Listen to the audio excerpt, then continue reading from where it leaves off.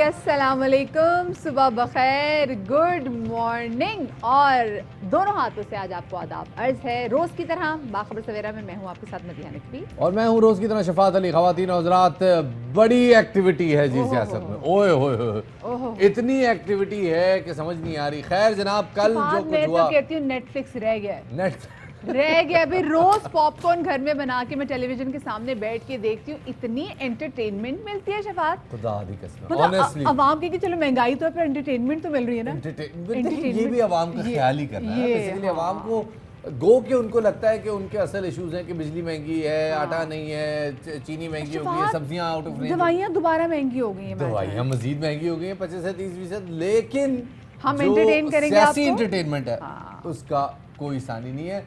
उस सब पे बात करेंगे जनाब। अपोजिशन क्या करने जा रही है, क्या हो रहा है मुल्क में, जरा सबसे पहले तो उस पर नजर डालेंगे। बिल्कुल। और साथ में शफात, कल आपको पता है कि कल जितने भी टिकटॉकर्स हैं उन्होंने ढोल की थाप पे, हल्की आंच पे जो लुडियां डाली हैं। क्या हल्की आंच, बहुत अच्छा हल्की लगा, आंच, बहुत अच्छा लगा। बड़ी बड़ी लुडियां डाली हैं टिकटॉक। शायरी क्यों नहीं शुरू कर देती हैं आप? शफात मैं सोच रही हल्की हूँ आंच पे लुड्डी डाली, मतलब किस किस्म की आप गजल बना सकते हैं। आप एग्जैक्टली मैं समझ रहा हूँ कहाँ जा रही है। अच्छा, दूसरा ये कि यार वो बहुत सारे लोग हैं। हल्की आंच ज्यादा देर नहीं चलेगी, आगे गैस नहीं आने वाली। एग्जैक्टली क्या बात कही आपने, मैं कह रहा हूँ ना शायरी शुरू कर दें आप। अच्छा, दूसरा ये कि यार बहुत सारे लोग होते हैं, उनके घरों में कुछ ऐसे लोग होते हैं कि खास तौर पे बुजुर्ग अफराद, खास तौर पे खवातीन, कि जरा सा कोई चोट लगी तो फ्रैक्चर आ गया, और कोई बाजू पलट गया तो उससे फ्रैक्चर आ गया। बिल्कुल बिल्कुल। ये कहलाता है जनाब ऑस्टियोपोरोसिस, और आज इस हवाले से ग्लोबल अवेयरनेस का डे मनाया जा रहा है, उस पर भी बात करेंगे। बिल्कुल एग्जैक्टली। और सिर्फ खवातीन में नहीं, सारा शो यही कर दें। नहीं सारा शो यही नहीं, हम जल्दी से टॉप स्टोरीज पे जाते हैं, फिर उसके बाद शो का बाकायदा आगाज करते हैं।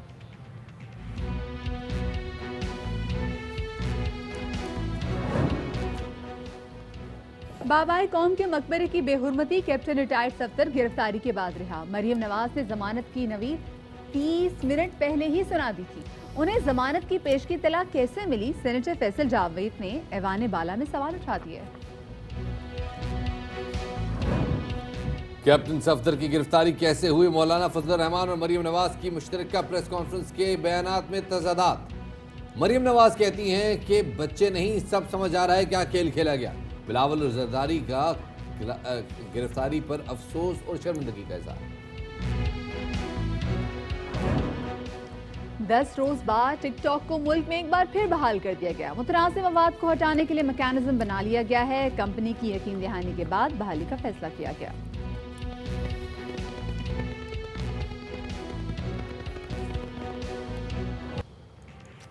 जी, तो सबसे पहले हम बात करेंगे उस खबर के हवाले से जो कि कल तमाम तर टीवी चैनल्स पे डिस्कस की जा रही थी। वो ये थी कि नून लीग की नायब सदर मरियम नवाज के शौहर कैप्टन रिटायर्ड सफ्तर की गिरफ्तारी और फिर उनकी जमानत पर रिहाई। गुज़िश्ता रोज़ जो सबसे बड़ी अहम खबर थी, जो हमने भी अपने शो में जब आए तो हमने आते साथ ही वो खबर ब्रेक की।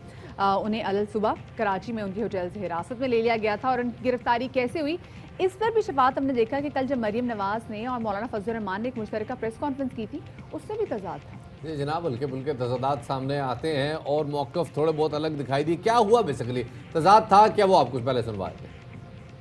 6 के करीब टाइम था जब हमारा दरवाज़ा बहुत ज़ोर किसी ने पीटना शुरू कर दिया। रेंजर्स ने उनके कमरे पर धावा बोला, दरवाज़ा तोड़ा। उन्होंने जब दरवाज़ा खोला तो बाहर पुलिस खड़ी थी और उन्होंने कहा कि हम आपको गिरफ्तार करने आए। रेंजर्स ने उनके कमरे पर धावा बोला, पुलिस खड़ी थी। रेंजर्स ने दरवाज़ा तोड़ा, होटल के कमरे से उठाया गया। बाहर पुलिस खड़ी थी और उन्होंने कहा कि हम आपको गिरफ्तार करने आए।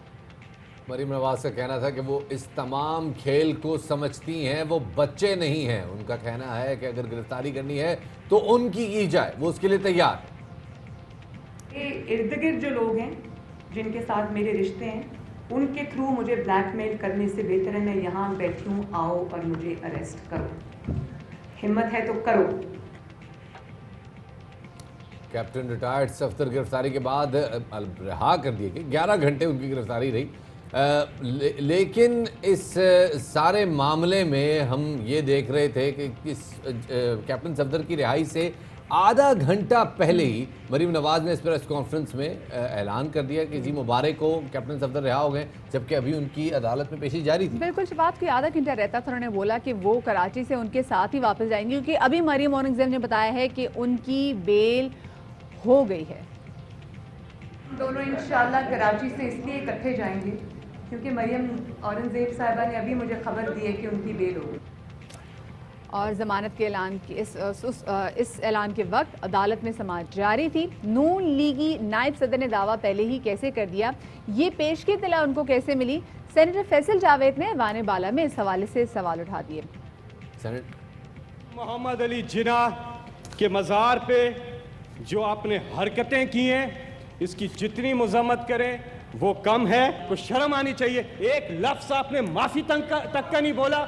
आप इतने ढीठ हैं। जो इन्होंने किया वो जलसा नहीं था, जलसी थी, और उसमें कराची से तो 5% लोग भी नहीं आए। चौधरी शुगर मिल्स, अल अजीजिया, सरे महल, एवन फील्ड अपार्टमेंट, ये सारे केस अगर इमरान खान रोक दे तो हम इनके खिलाफ तहरीक नहीं चलाएंगे। ये लिख के भेजा है PMLN और पीपल्स पार्टी ने, ये लिख के भेजा है कि इमरान खान हमें ये एनआरओ दे दो। पीपल्स पार्टी की क़यादत ने न सिर्फ इस गिरफ्तारी से इजहार लाताल्लुकी किया बल्कि इस पर माजरत सिंध में ये वाक़या हुआ। दूसरी जानिब हमने देखा कि जियालों की सरकार के इस हवाले से काफ़ी दोहरा बयान दिखाई दिया। अदालत के अंदर सिंध हुकूमत के वकील की जमानत की मुखालफत में दलाइल दिए, जबकि प्रोसिक्यूटर और असिस्टेंट अटॉर्नी जनरल ने जज के सामने कैप्टन सफ्दर को जमानत मिलने से इख्तलाफ भी किया। दूसरी जानिब सिंध पुलिस के ऑफिशियल ट्विटर अकाउंट से ये कहा गया कि गिरफ्तारी जो हुई है वो कानून के मुताबिक हुई है, और बाद में अचानक वो ट्वीट भी डिलीट कर दिया गया। पुलिस अकाउंट से ट्वीट किसके कहने पे डिलीट किया गया, अब सोशल मीडिया पर इस हवाले से भी बहस की जा रही है। कैप्टन सफ्दर की गिरफ्तारी पर वफाकी वजीर फैसल वाटा कहते हैं कि सिंध हुकूमत इस मामले के पीछे है। इसने अरेस्ट किया है, सिंध के वजीर आगे कह रहे हैं कि ये नामुनासिब है, और फिर सिंधी का वकील उसकी बेल को अपोज कर रहा है। तो आपको ब्लैक एंड व्हाइट चीजें नजर तो आ रही हैं, सब गेम सिंध गवर्नमेंट ने खेली है। इधर से गले लगाया, पे झोला मार दिया, इसमें क्या मसला है? रॉकेट साइंस की जरूरत नहीं है आपको। और दूसरी जानिब से बात, जो रहनुमा पाकिस्तान पीपल्स पार्टी नबील कबूल भी कहते हैं कि तहकीकात में पता चल चुका है कि क्या हुआ है, और बिलावल खुद आगाह करेंगे कि एग्जैक्टली हुआ क्या था। इन्वेस्टिगेशन हुई है और इन्वेस्टिगेशन में पता चल गया है। चीफ मिनिस्टर साहब को भी पता है, चेयरमैन बिलावल साहब को भी पता है। किसी भी वक्त आप चेयरमैन बिलावल साहब की ट्वीट आएगी इस हवाले से। आईजी सिंध ने ये बात चीफ मिनिस्टर साहब को कही है कि मैं इस चीज के लिए तैयार नहीं था, और मुझे कहा गया कि भाई किसने कहा सर, ये बता दें। मुझे कहा गया कि आप अभी वो बातें ना करें जो चेयरमैन बिलावल को करनी, ये एक रिपोर्ट की सूरत में पेश होंगी। सर लेकिन आपने इन्वेस्टिगेट करने के लिए टीम तो बनाई नहीं है, रिपोर्ट कैसे आएगी? टीम बना ली है, रिपोर्ट आ चुकी है। इसी हवाले से बात करने के लिए हमारे साथ मौजूद है पाकिस्तान तहरीक इंसाफ से अलीम आदिल शेख साहब और पाकिस्तान पीपल्स पार्टी से शर्मिला फारूकी साहब। आप दोनों मेहमानों को खुशामदीद कहते हैं बाखबर सवेरा में। सबसे पहले अलीम आदिल शेख साहब आपकी तरफ आएंगे। पहले तो ये बताइएगा कि क्या मौक़िफ़ था, किस बुनियाद पे ये FIR कटवाई गई थी, और ये भी कहा जा रहा है कि जो मुद्दई थे जिन्होंने FIR कटवाई थी उनकी आपसे कोई रिश्तेदारी भी है, क्या कहना चाहेंगे? जी बिल्कुल, सबसे पहले तो अभी आपने इंट्रो में जो तजादात बताए कि एक साहिबा फरमा रही थी कि पुलिस आई और एक साहब फरमा रहे थे मौलाना साहब के रेंजर्स आई, तो मैं इस पर सिर्फ इतना कहूँगा कि लानतुल्लाह अलल काज़िबीन, जो भी झूठा हो उस पर खुदा की लानत हो, जो भी झूठा हो, और एक कौम फैसला कर लेगी। दूसरी बात मैं बताना चाहता हूँ कि बिल्कुल जिन्होंने FIR कटाई है, FIR हम लोगों ने 10 घंटे की जिद्दोजहद के बाद, प्रोटेस्ट करने के बाद, धरना देने के बाद, अवामी प्रेशर के ऊपर पुलिस को हमने मजबूर किया कि FIR काटें, जबकि FIR तो पुलिस को खुद काट देनी चाहिए थी। जब एक मज़ार कायद का तकद्दुस पामाल किया गया, जब एक कब्र की बेहुरमती की गई, पहली दफ़ा इस मज़ार के बाद हुआ है कि मौलवी साहब के अलावा कोई शख्स वहाँ फलांग के उसमें घुस गए, वहाँ जाके जूतों समेत उन्होंने नारेबाजी की। तो वहाँ उस वक्त बिल्कुल ही मेरे अजीज़ हैं वकास खान, मेरे भांजे हैं, मेरे कोऑर्डिनेटर हैं, हमारे तहरीक इंसाफ के टाइगर हैं और बड़े अहम रहनुमा। कल तो मैं मुकदमात नहीं, मैं वही बात तो पूरी करना, मैं शुक्रिया अदा करता हूँ मरियम नवाज का कि कल बता दिया, क्योंकि मुकदमा भी है ये कोई 2019 का एक मुकदमा है, 2000 लोगों के ऊपर, 50 लोग उसमें नॉमिनेटेड हैं। एक कोई बड़ा बलवा हुआ था हमारे हल्के के अंदर, वहाँ सुन तो मैं वो पूरा करने दीजिए प्राय करम। उस बलवे के अंदर उन्होंने आखिर में मफरूरी में नाम डाल दिया और पता ही कल चला है। Thank you Maryam Nawaz. ये स्टेट ऑफ अफेयर्स पता चलते हैं सिंध गवर्नमेंट के कि किस तरीके से सियासी मुखालफिन को। और मेरी तो लव स्टोरी आपको पता है कि मेरे ऊपर तो उमरकोट में केस, घोटकी में केस, हर जगह केस। तो मेरे कोऑर्डिनेटर को खुफिया FIR में डाला हुआ था। 2000 लोग हैं, बलवे की FIR है, कोई पुलिस का और लोगों का एनकाउंटर हुआ था वहाँ मेरे कॉन्स्टिट्यूएंसी में, वो तो अच्छा वो बता दिया। और ये है खुफिया केसेस कैसे करते। दूसरी बात, तो मुद्दई वकास अहमद खान अपने 2-3 दोस्तों के साथ वहां मौजूद थे। जब उनको किसी ने नहीं रोका सफदर अवान को, तो उन्होंने कहा कि जी गैरत, हमारे जोश है, जुनून है हमारे वर्कर्स में। उसने कहा क्या कर रहे हो तुम मज़ार कायद के अंदर। वहां पर उनको धक्का मुक्के, दफा हो जाओ, जान से मार देंगे। लेकिन ये कोई बड़ी बात नहीं है। मार देते जान से बेशक, लेकिन जो उन्होंने बात बताइएगा, तकद्दुस ये पमाल जो किया वो तमाम काबिल माफी चीजें नहीं हुई है। है वहाँ पर, जो कत्ल की धमकी भी उनको दी गई है, तो क्या इसकी कोई फुटेज, कोई वीडियो ऐसे सामने आई है? क्योंकि पहले ये भी बात की जा रही थी कि जो वीडियो भी है, वीडियो में भी देख सकते हैं कि वहाँ पर मौजूद थे।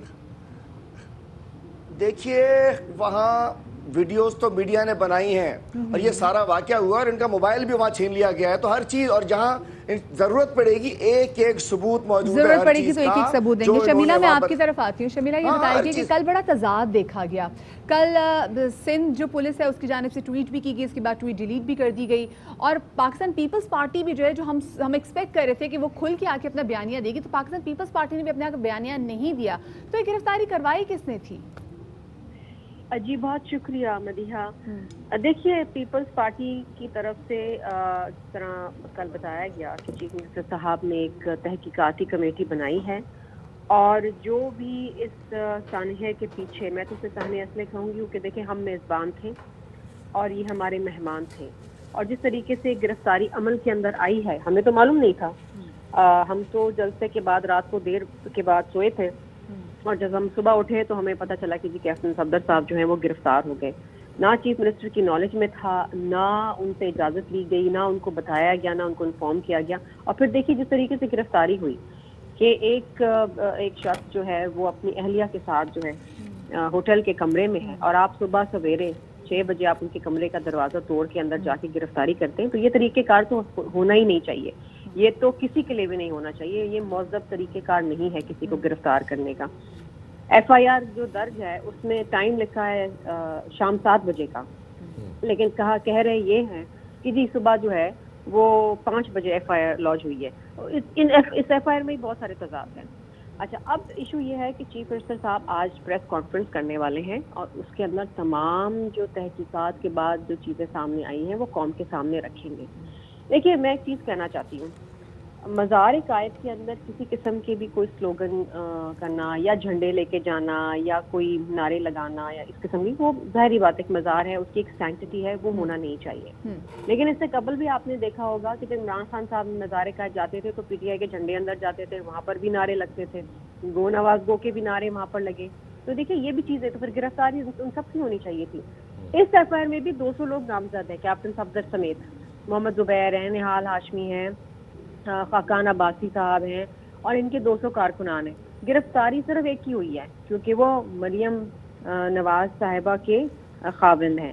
तो कोई ना कोई तो ऐसे अवामिल है ना पीछे साजिशी जो चाहते हैं कि पॉलिटिकल पार्टीज में और हुकूमत है, आप ये कोई ना कोई ऐसे अवामिल वाली बात आप नहीं कह सकते। ऑपोजिशन में रहते हुए बात अलग है, लेकिन सिंध हुकूमत क्या इतनी बेबस है कि अपने पुलिस पे उसका इख्तियार नहीं है और पुलिस जो है वो सिंध हुकूमत से मंजूरी लिए बगैर कोई इतना बड़ा इकदाम, इतनी बड़ी गिरफ्तारी कैसे कर सकती है? देखिए, मैं तो ये कह रही हूँ आपसे साफ कि जो साजिशी अनासर हैं वो इस वक्त वफाक में बैठे हुए हैं और ये वफाक की ईमा के ऊपर हुआ। और ये भी बात तय है कि IG सिंध जो है वो वफाक लगाता है। क्या हुआ, क्या नहीं हुआ, किस तरीके से हुआ, किसने प्रेशराइज किया, क्या चीज़ हुई, वो तमाम चीज़ें आज चीफ मिनिस्टर साहब आपको अपनी प्रेस कॉन्फ्रेंस के अंदर बताएंगे। मेरा आपको बताना मुनासिब नहीं बनता, this is chief minister's prerogative. To begin with, क्या जो कैप्टन सफदर साहब का नारे लगाने का इक़दाम था, क्या आप उसकी मजम्मत करती हैं? देखिए, मैंने आपको क्या कहा, मैंने कल ट्वीट भी की थी, अगर आपने पढ़ी हो। मैंने कहा था कि देखिए मज़ार के अंदर कोई भी शख्स हो, किसी किस्म के भी नारेबाजी, हालांकि वहाँ मादरे मिल्लत जिंदाबाद के नारे लगे थे, वहाँ वोट को इज्जत दो के नारे लगे थे, वहाँ ये नारे नहीं लगे थे कि जी गो न्याजी गो या जनाब नवाज शरीफ के फेवर में लगे हो नारे। लेकिन मैंने आपको कहा ना कि आप किसी भी मजार में जाते हैं तो वहां पर आपको खामोशी, आप फातिहा पढ़ते आप चले आते हैं। वहां जो हुआ वो होना नहीं चाहिए था। वहाँ जो होना लेकिन नहीं जिस चाहिए। तरीके अच्छा से शर्मिला, FIR लॉन्च हुई, जिस तरीके से गिरफ्तारी हुई, आई कंडेम दैट। ठीक है, Because you this is condemn not it. the- अच्छा ये किसी भी बताइएगा मौजूद हादसे में ये शर्मिला तरीके का कि नहीं जिस प्रेस कॉन्फ्रेंस के हवाले से बात की जा रही है कि बिलावल भुट्टो जरदारी, क्योंकि हम बहुत मिस कर रहे थे कि कल बिलावल भुट्टो जरदारी की जानिब से कोई ऐसा खास बयान सामने आए, वो आके बात करे। प्रेस कॉन्फ्रेंस में भी ही वाज नॉट देयर। सो उनकी प्रेस कॉन्फ्रेंस आज कब तक मुतवक्किल है? वो आज करेंगे, कल करेंगे, कब करेंगे? चीफ मिनिस्टर, मैंने आपसे कहा ना, चीफ मिनिस्टर सिंध जो है वो आज प्रेस कॉन्फ्रेंस करके आप लोगों को बताएंगे। दूसरी चीज ये है कि बिलावल भुट्टो जरदारी साहब हुकूमत सिंध नहीं चला रहे, ये जवाब हुकूमत सिंध को देना है। और हुकूमत सिंध की तरफ से कल नासिर शाह साहब वहाँ पर बैठे हुए थे जो कि इंफॉर्मेशन मिनिस्टर हैं। दूसरी चीज ये है कि PDM के प्लेटफॉर्म में राजा परवेज अशरफ बैठे थे, मौलाना साहब और मरियम साहिबा के साथ। तो मेरा ख्याल है कि बिलावल साहब को इसके अंदर इन्वॉल्व करना या कहना कि जी बिलावल साहब आके प्रेस कॉन्फ्रेंस करें या वो जवाब दें, ये उनका बनता नहीं है। ये हुकूमत सिंध, ये इस सूबे का मामला है। इस सूबे के अंदर ये गिरफ्तारी हुई बगैर चीफ मिनिस्टर की नॉलेज के, बगैर उनकी इजाजत के। चीफ मिनिस्टर साहब आके बताएंगे आप। सही। हलीम आदिल शेख साहब, आपकी तरफ आऊंगा। कल जब जमानत की कार्रवाई हुई, क्या आप उसमें मौजूद थे या आपके मुद्दई उसमें मौजूद थे? जी, मुद्दई भी मौजूद थे, हमारे वकला भी मौजूद थे, हमारे वर्कर्स भी मौजूद थे जो उनके साथ गए थे। और हम हैरान थे, मैं टीवी पर बैठा हुआ था, कोर्ट में लोगों ने बताया कि अभी बहस चल रही है और इधर मरियम साहिबा ने कह दिया कि ज़मानत हो गई। मैं खुद हैरान था, चूँकि हमारे सब लोग मौजूद थे वहाँ। अभी जज साहब इनके आर्गूमेंट सुन रहे थे तो यहाँ मरियम साहिबा ने बता दिया कि हम छूट गए हैं। ये एक बहुत बड़ा क्वेश्चन मार्क है और जुडिशरी को इस पे इंक्वायरी करानी चाहिए। मैं उम्मीद करता हूँ चीफ जस्टिस सिंध और चीफ जस्टिस सुप्रीम कोर्ट से कि इसके ऊपर जुडिशरी पर एक सवाल उठ रहा है कि ये कैसे, किसने पहले से डन केस कर दिया। अक्सर नहीं वकला करते हैं डन केस इतने में, बगैर डन केस इतने में। तो मैं कहता हूँ कि ये एक बड़ा क्वेश्चन है और इस पे हम हैरान हैं कि मैं खुद गवाह हूँ। मैं अंदर बैठा था, मेरे या दीगर वकला ने उनकी जमानत की मुखालफत नहीं की? दिखी ना, हमारे वकास खान या वकला मौजूद थे ना जी वहाँ, हमारा मुद्दई मौजूद था, हमारे वकला मौजूद थे, बाकायदा उन्होंने मुखालफत की, उसकी आर्गूमेंट्स किए। हमारे अफंदी साहब हैं, उनकी पूरी ILF की हमारा पूरा 15 वकील थे। जानिब से जो प्रोसिक्यूटर था उन्होंने भी मुखालिफत की थी इसकी। लाजिम बात है कि प्रोसिक्यूटर ने तो कानून के मुताबिक चलना है ना, वो किसी का गुलाम नहीं है ना किसी का दोस्त है। जो कोई वकील हो, कोई पुलिस ऑफिसर हो, उन्होंने कानून पे चलना है। जितना बाबा कायद मेरा है, उतना शर्मिला का है, उतना मदिया का है, उतना शफात का है, उतना सिंध हुकूमत का है। लेकिन सिंध हुकूमत ने एक्शन नहीं लिया। कैसे प्रोसिक्यूटर जनरल, और ये क्या रिपोर्ट देंगे? ये जो फुटेज चल रहे हैं जिसके अंदर मज़ार के अंदर घुसे हुए, इसके बाद कोई सबूत चाहिए? मतलब हमें कोई गाली दे दे प्रेस क्लब के ऊपर तो वज़ीर आला हाउस पे, सुनिए, वज़ीर आला हाउस पे कोई चला जाए, उस पर दहशत गर्दी का मुकदमा बन जाता है। मज़ार कायद के अंदर घुस जाओ, वहाँ जाके हुल्लड़बाजी करो, वो कुछ नहीं होता। इन्होंने अपनी इज्जतें कायद आज़म से भी बढ़ा ली है। इसलिए मैं कहना चाहता हूं सिंध के अंदर ये वो लोग हैं। और ये कौन लोग हैं? मरियम नवाज कौन है? ये वो है जो डॉन लीक्स जिन्होंने किया था। नवाज शरीफ वो है जिसने 2 रोज पहले आपका बयान है कि मैं शर्मिला साहब आपका इस पर रिएक्शन लेना चाहूंगा, या आप अपना रिएक्शन मुराद अली शाह साहब की प्रेस कॉन्फ्रेंस तक डिले करेंगी? इनसे क्या रिएक्शन लेंगे? ये ना एक्शन कर सकते हैं ना रिएक्शन दे सकते हैं ये लोग। शर्मिला आप हमारे साथ मौजूद हैं? हमारा राब्ता मुनक़ता हो गया है। जी शर्मिला, आपसे अगर पूरी बात मुझे इजाजत दीजिए। देखिए, एक तरफ तो ये कह रहे हैं कि जी सिंध हुकूमत बेबस है, एक तरफ ये कह रहे हैं ये कराया सिंध हुकूमत ने है, फिर ये कहते हैं कि जी ना ये रिएक्शन दे सकते हैं ना एक्शन कर सकते हैं। तो ये फैसला कर लें कि हम क्या कर सकते हैं क्या नहीं कर सकते। या तो सारा मलबा हम पे डाल दें जो कि ये डाल रहे हैं और इसमें खुश हो रहे हैं, चलें खुश फहमी में रहें। फिर ये कहते हैं कि जी हम बेबस हैं, हम तो कुछ नहीं कर सकते। तो हम तो ये कह रहे हैं कि हमने नहीं किया, ये तो आपने करवाया है। वकास जो साहब हैं वो तो खुद मफरूर हैं, he is a proclaimed offender. आपके भतीजे हैं शायद, ये कहा जा रहा है। आप इससे कंफर्म कर दें हलीम भाई। और दूसरी चीज ये है, मैंने कर दी, फिर सुन लीजिए, सुन तो ले, दोबारा कंफर्म कर देता हूँ। वकास मेरे भांजे हैं, वकास मेरे, वकास नहीं, ये पूरा कंफर्म करना दो ना शर्मिला बहन, सुन ले। वकास मेरे भांजे हैं, मेरे कोऑर्डिनेटर हैं, तहरीक इंसाफ के रहनुमा हैं। और शुक्रिया मरियम नवाज के कल उन्होंने इस खुफिया केस का बता दिया। आप लोगों की पीपल्स पार्टी मेरे खिलाफ तो पता ही है आपको कितने केसेस बनाते हैं। ये कोई खुफिया FIR में जिसमें 2000 और लोग थे, वहां डाला हुआ था वफाक बिल्क वकास, एक गैरतमंद पाकिस्तानी नौजवान है जिसने मज़ार कायद में रोका है। इस गद्दार को जो मज़ार कायद पे बदमाशी कर रहा था, उस गद्दार के दामाद को नवाज शरीफ के ये फितवे बना लगाइए, ये बयान एक दूसरे पे ना लगाइए, ये स्टैंप एक दूसरे पे ना लगाइए, ये प्रोग्राम इसके लिए नहीं है। बिल्कुल, वकास मेरा भांजा, मुझे फख्र है उसके ऊपर। सलीम साहब, बट यस और नो, उसको जवाब यस और नो। मेरे ख्याल में क्या ये केसेस हैं या नहीं है जो आपके भांजे पे केसेस हैं? यस और नो? मेरे भांजे पे पुराने केस में कल खुफिया तौर पे कल पता चला केसेस नहीं है। अच्छा, खुफिया तौर पे केस में वो नामजद है, ये आपको कल पता चला। बहुत बहुत शुक्रिया जी। हलीम आदिल शेख साहब मौजूद थे, शर्मिला फारूकी हमारे साथ मौजूद थी, जो बात कर रहे थे कल जिस तरह से एक कैप्टन सफदर के ऊपर FIR दर्ज हुई, फिर FIR के बाद उनकी जमानत हुई, जमानत के बाद वापस लाहौर गए। एक कंटिन्यूस कंफ्यूजन है। वो कह रही है ये हमने नहीं किया, सिंध हुकूमत उसके बाद जो सिंध की जो पुलिस है वो ट्वीट कर देती है, उसके बाद वो ट्वीट को डिलीट करवा दिया जाता है। और आज जो प्रेस कॉन्फ्रेंस होगी, अब तमाम तर निगाह इस प्रेस कॉन्फ्रेंस की तरफ है कि जो हुआ था वो किसने करवाया था। छोटी सी बम ब्रेक ले रहे, हमारे साथ रहेगा।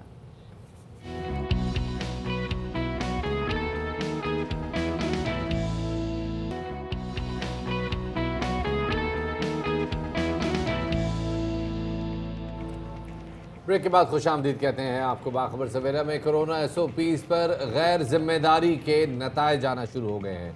गुज़िश्ता हफ्ते कोरोना से यौमिया अमवात औसतन 12 थी। वफाकी वजीर असद उमर ने ट्वीट में कहा कि गुज़िश्ता चंद हफ्तों के मुकाबले में अमवात में ये 140% इजाफा है। उनका ये भी कहना था कि हम इज्तिमाई तौर पर SOPs को नज़रअंदाज करके फाश गलती कर रहे हैं। अगर हमने मौजूदा रवैया ना बदला तो जानों के साथ अपना रोज़गार भी खो देंगे। और हम आजकल अपने आसपास भी देख रहे हैं कि जिस तरीके से कोरोना के केसेस एक बार से दोबारा जो है वो सरफेस पे आना शुरू हो गए। सो अब हम तमाम तर लोगों का फ़र्ज़ बनता है कि हम SOPs का ख्याल रखें, ना सिर्फ अपने लिए बल्कि हम दूसरों की जानों का भी ख्याल करते हुए SOPs का ख्याल रखें। क्योंकि बहुत सारे लोगों में शफात मिसकंसेप्शन भी है कि अगर हमें एक बार कोरोना हो गया है तो हमें दोबारा कोरोना नहीं होगा, जो कि बिल्कुल गलत है। दोबारा लोगों को कोरोना भी हो रहा है और पाकिस्तान में अब इस हवाले से पहली अमवात भी जो अमवात भी हम देख रहे हैं वो भी सामने आना शुरू हो गई हैं। इससे जितने भी लोग हमें देख रहे हैं, आपसे गुजारिश है कि भाई SOPs पर कोशिश करें कि ज़्यादा से ज़्यादा अमल दरामद करें ताकि कोरोना को हम एक बार फिर से शिकस्त दे सकें।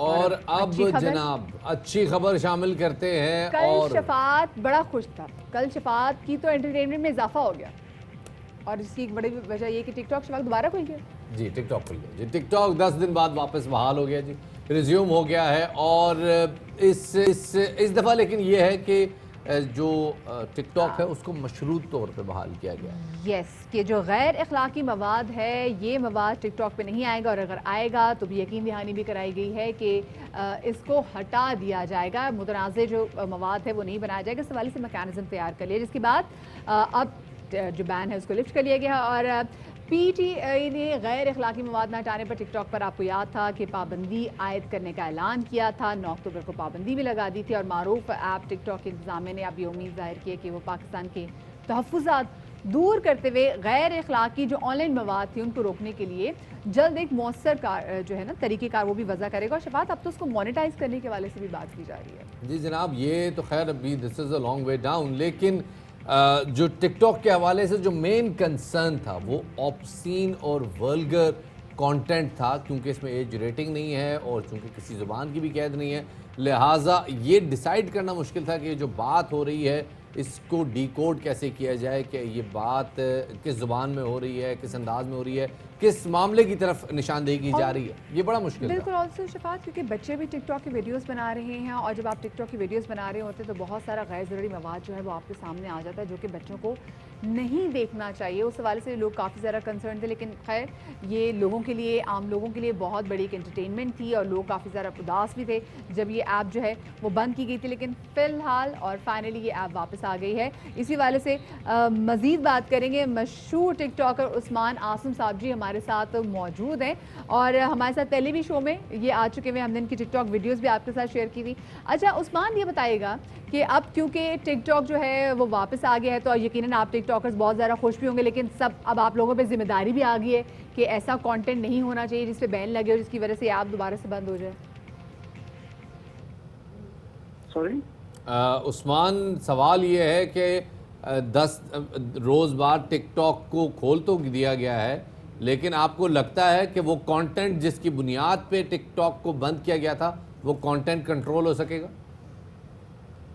जी नहीं, मुझे तो नहीं लगता कि कंटेंट को कंट्रोल किया जाएगा, क्योंकि हमारी जो आवाम है उनको जो है ना फेम चाहिए, वो कैसे भी करके हो। तो मैंने ये चीज काफी देखी है, क्योंकि लास्ट मंथ में भी मुझसे ये इंटरव्यू लिया गया था जिसमें वार्निंग दी गई थी गवर्नमेंट ने कि यार इसको खत्म कर दें, आप ऐसे कंटेंट को ना बनाया करें जिससे जो है ना हम टिकटॉक को बैन कर देंगे।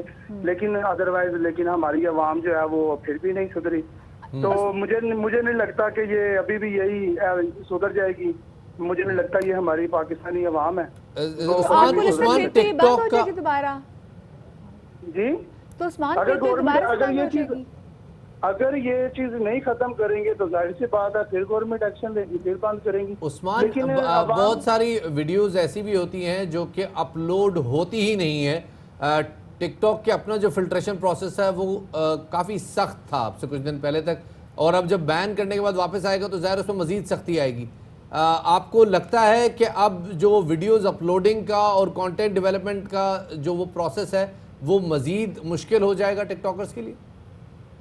जी ये देखिए, ये ऑफिशियल नहीं किया हुआ, ये ना टिकटॉक ऐप पाकिस्तान में ऑफिशियल नहीं है। तो अगर ये ऑफिशियल हो तो हमारे पाकिस्तान में अगर ये अथॉरिटी हो कि जो गलत कंटेंट बना रहे हैं फाशी वाले, उनको बैन कर दिया जाए तो वो ज्यादा बेहतर होगा। जैसे अभी कोई असला वगैरह या कोई ऐसी वीडियो हम पोस्ट करेंगे तो फौरी तौर पर कम्युनिटी गाइडलाइन आ जाएगा। तो मैं तो चाहता हूं कि अगर ऐसी वाली वीडियो अगर पोस्ट होती है तो वो पोस्ट होनी नहीं चाहिए। कोई ऐसा निज़ाम पाकिस्तान में भी होना चाहिए, इनके भी ऑफिस होना चाहिए जिस वजह से ये जो है ना वीडियो पोस्ट ही ना हो या उनका अकाउंट ही ब्लॉक कर दिया जाए। सही, बिल्कुल, फोन ही ब्लॉक कर दें। बहुत शुक्रिया, हमारे साथ मौजूद थे और अभी हम आपको जल्दी से ले चलते हैं इस्लामाबाद, जहाँ एहतसाब अदालत के बाद मुस्लिम लीग नून के रहनुमा शाहिद खान अब्बासी मीडिया से गुफ्तगू कर रहे हैं। क्या वो अदालत में जाने के काबिल भी है या नहीं है? सूबे का चीफ मिनिस्टर कहता है कि हमारा इस केस से कोई ताल्लुक नहीं है। केस है क्या ये किसी को इल्म नहीं है, लेकिन सुबह 7 बजे होटल के दरवाजे तोड़कर गिरफ्तारी की जाती है। तो जब इंसाफ की हालत ये हो, जब हुकूमत खुद नाइंसाफी करने पर उतर आए, तो फिर माशरा और मुल्क नहीं चल सकता। ये आज की वाज़ेह हकीकत है। जितनी जल्दी हम इन बातों को समझ लें, हम सब के लिए बेहतर होगा। आज मसला शाहिद अब्बासी या एहसन इकबाल पर केस चलाने का नहीं होना चाहिए। आज मसला आईजी पुलिस को उठाने का नहीं होना चाहिए। आज मसला होटल के दरवाजे तोड़कर कैप्टन सफदर को गिरफ्तार करने का नहीं होना चाहिए। आज मसला होना चाहिए कि आटा 80 रुपये पे कैसे पहुंचा है, चीनी 110 पे कैसे पहुंची है, बेरोजगारी आम कैसे हो गई है, मुल्क के अंदर तरक्की कैसे खत्म हो गई है, मईशत कैसे तबाह हो गई है।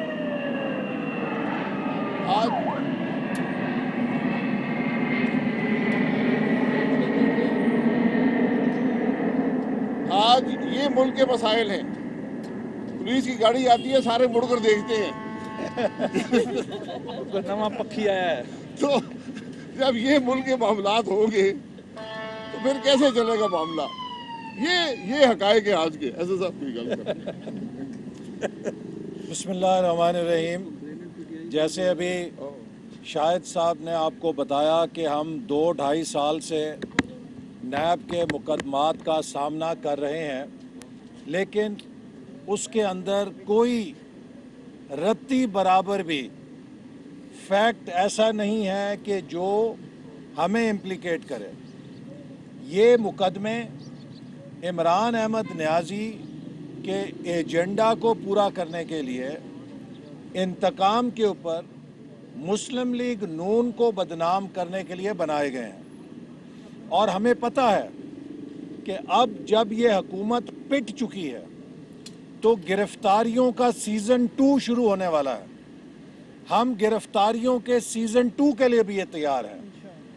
इनसे ना हमारे हौसले पस्त होंगे, ना हमारी जद्दोजहद पे कोई फर्क पड़ेगा। जितने झूठे मुकदमे बनेंगे उतनी हमारी तहरीक को ज्यादा ईंधन मिलेगा, उतने ज्यादा लोग लॉन्ग मार्च में शरीक होंगे। पहले कहा जाता था ये कंपनी नहीं चलेगी, अब मैं कहना चाहता हूं कि ये कंपनी पिट चुकी है। इस कंपनी में जितना पेट्रोल डाला जाएगा वो इसको मजीद आग लगाएगा। कुछ लोग कहते थे गल वध गई है, मैं कहना चाहता हूं कि गल मुक गई है।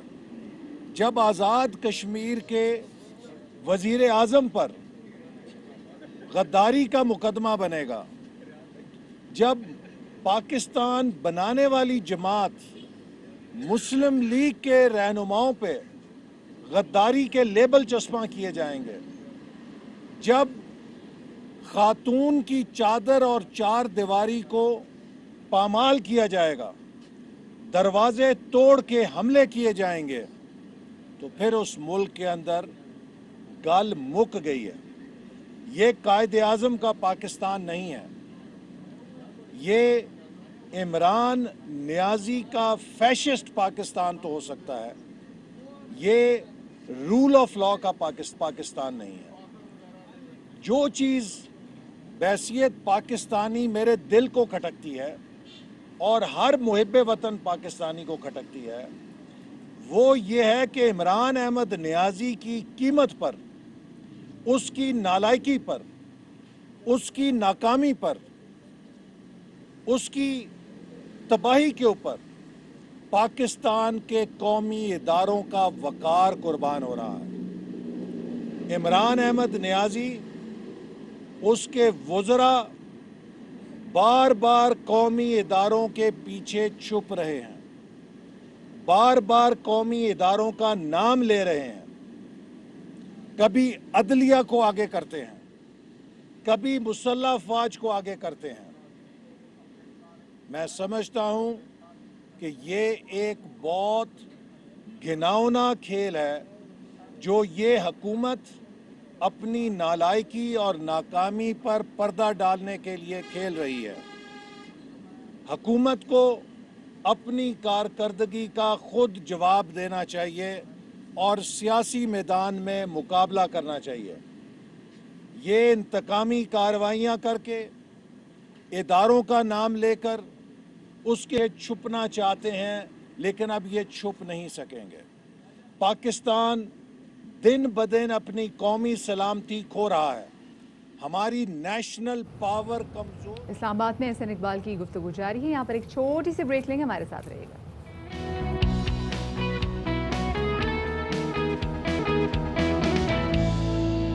ब्रेक के बाद खुशामदीद कहते हैं आपको। बाखबर सवेरा में आपको लिए चलते हैं लाहौर, जहाँ कैप्टन सफदर इस वक्त मीडिया से बातचीत कर रहे हैं। मादरे मिल्लत के मज़ार पे जाकर मादरे मिल्लत जिंदाबाद कहूँगा। मादरे मिल्लत के साथ ज्यादती करने वाला खुद साख्ता सदर अयूब खान था। उसने मादरे मिल्लत का इलेक्शन चोरी किया और उस चोरी के नतीजे में हमें आधा मुल्क गंवाना पड़ा। मैंने कहा बाबा कौम 2018 में भी इलेक्शन चोरी हो गया है, अल्लाह के आगे दुआ करो कि खुदा इस मुल्क को सलामत रखे और क़यामत तक सलामत रखे। जब बच्चों पे तकलीफ़ होती है तो वो माँ बाप के पास जाते हैं, जब बच्चों के कोई गली में मारता है वो माँ के पास जाके चीखो पकार करते हैं कि अम्मी मुझे फ़लाँ ने मारा। मैं भी मादरे मिल्लत के पास गया था, मैंने मादरे मिल्लत को कहा जिस इलेक्शन चोर ने तुम्हारा इलेक्शन चोरी किया था, अम्मा जान मादरे मिल्लत उन्हीं चोरों ने हमारा इलेक्शन चोरी कर लिया है।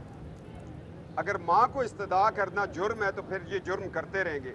माँ को जिंदाबाद कहना अगर जुर्म है तो ये जुर्म करते रहेंगे। अगर बाबा कौम के कदमों को बोसा देना जुर्म है तो ये जुर्म करते रहेंगे। और मैं नस्ल दर नस्ल मज़ारों का वारिस चला आ रहा हूँ।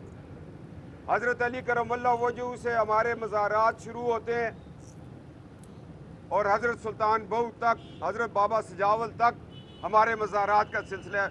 और नायलो और जायलो, तुम मुझे मज़ारात का अदब सिखाते हो। हमारे घर से लोग मज़ारों का अदब सीख के जाते हैं। ये एक मेरे ऊपर स्टेट अबव स्टेट ने एक पर्चा कटवाया और रात की तारीकी में शबखून मारा। मैं इस बात पे नहीं घबराया कि मेरा दरवाज़ा तोड़ा। वो दरवाज़ा पुलिस नहीं तोड़ सकती थी। वो ठुड्डे वो थे जो आइन को ठुड्डे पढ़ते आ रहे हैं, वो ठुड्डे थे जो हमारी आज़ादी सल्ब कर रहे हैं। मैंने कहा अंदर मेरी फैमिली है, मैं आ रहा हूँ, मैं वज़ू कर रहा हूँ, नमाज का वक्त है, मुझे 10 मिनट टाइम दे दो। मगर जो भी हुआ मैं उस पर, क्योंकि नवाज शरीफ साहब का मैसेज जो है लाउड एंड क्लियर है कि हमने वोट की इज्जत दिलवानी है। मैंने कहा मैं जाऊँगा, गिरफ्तारी भी दूँगा, सब कुछ करूँगा। मगर मैं आज परेशान हूँ कि एक सूबे का IG 3 घंटे कहाँ रहा, वो किसकी तहवील में रहा, कहाँ वो हिफ्ज़े बेजा में था। एक IG ग्रेड 21, 22 का होता है, उसको अगर इतने ही कहा जाए कि तुम्हें हम OSC कर देंगे तो वो तो फिर रह गया ना। ये FIR करवाने वाले कौन लोग हैं? ये खिला से हुई थी, फिजा से हुई थी, या ज़मीन से हुई थी? मैं इन FIRों से डरने वाला नहीं हूँ। मैं एक पाकिस्तान मुस्लिम लीग नून का रुकन हूँ और नवाज शरीफ और मादरे मिल्लत का पैगाम ले कर चला हूँ।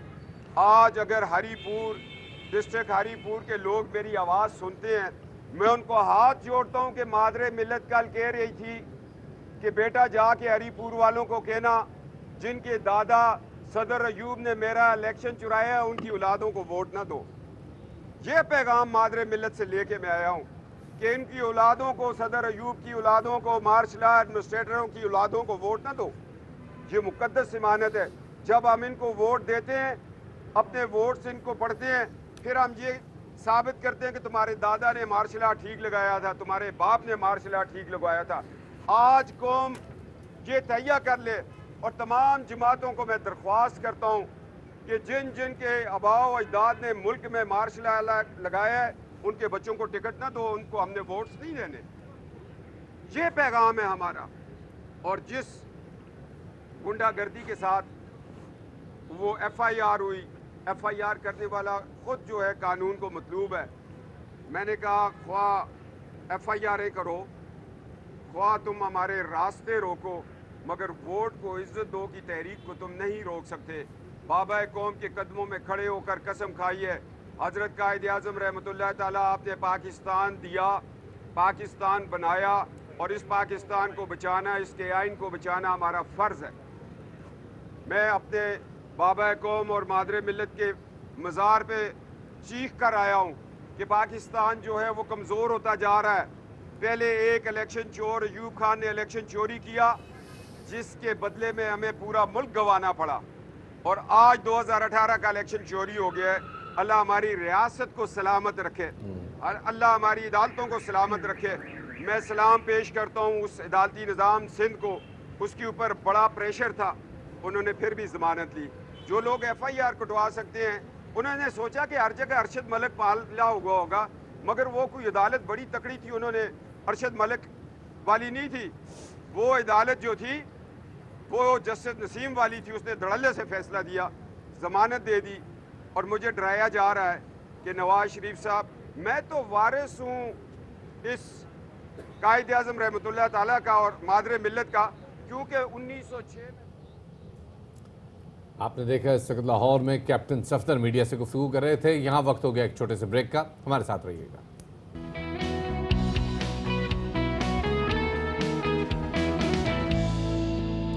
Welcome back after the break. और आज हमने डिस्कस भी किया आपसे थोड़ी देर पहले, असद उमर ने भी जो मुल्क में कोरोना के जो केसेस बढ़ते जा रहे हैं, सूरत हाल के हवाले से ट्वीट भी किया है। और ख़ुद अब इमरान खान साहब का भी कहना है कि खौफ है कि अक्टूबर नवंबर में कोरोना फिर ना आ जाए। वज़ीर आज़म इमरान खान ने क्लीन ग्रीन इंडेक्स अवार्ड की तकरीब में इस बात का खदशा जाहिर कर दिया। उन्होंने कहा कि कोरोना केसेस में इजाफा हो रहा है, मॉनिटर कर रहे हैं, केसेस ज़्यादा ना बढ़ जाएं। गंदगी से वायरस फैलने का खतरा होता है, और जो इलाका साफ ना हो उसके डिप्टी कमिश्नर को सजा दी जाएगी।